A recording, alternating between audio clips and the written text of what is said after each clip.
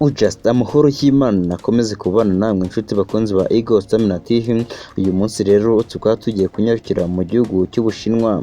Minisiteri y'Ingabo y'Ubushinwa yatangaje ko ingabo zayo zizakora imyitozo hamwe n'igerageza rya misile hirya no hino mu nkengero za Taiwan mu rwego rwo gusubiza uruzinduko rwa Perezida w'Inteko Nshingamategeko ya Leta Zunze Ubumwe za Amerika Nancy Pelosi wageze muri Taiwan ku wa kabiri, nyamara yari yihanangirijwe na Beijing.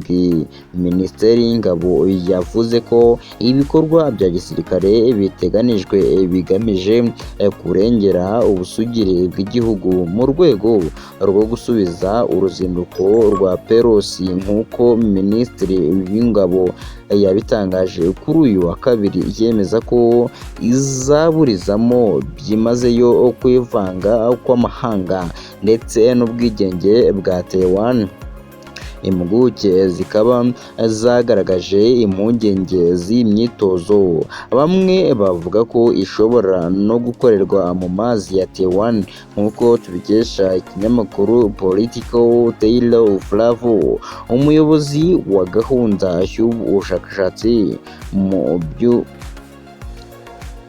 by'umutekano ndetse akaba abikorera muri kaminuza y'ikoranabuhanga ya Massachusetts MET, yavuze ko iyi myitozo isa nkaho itarigeze ibaho. Avuga ko ari umubare munini w'imyitozo izakorerwa hafi y'ikirwa cya Taiwan ubwacyo, kandi ikaba iya mbere igiye kubera ku mpande zose zikikije Taiwan.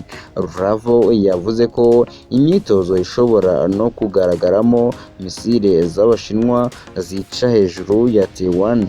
Minisiteri y'Ingabo muri Taiwan yatangaje ko mu bundi bushotoranyi indege M21 z'intambara z'Ubushinwa zinjiye mu kirere cy'uburinzi cya Taiwan. Abayobozi ba Amerika ariko bemeje ko iterabwoba ry'Ubushinwa kuri Pelosi harimo n'igitekerezo cy'uko indege ye ishobora kuraswa nta kindi ryari rigamije uretse amayeri yo gutera ubwoba.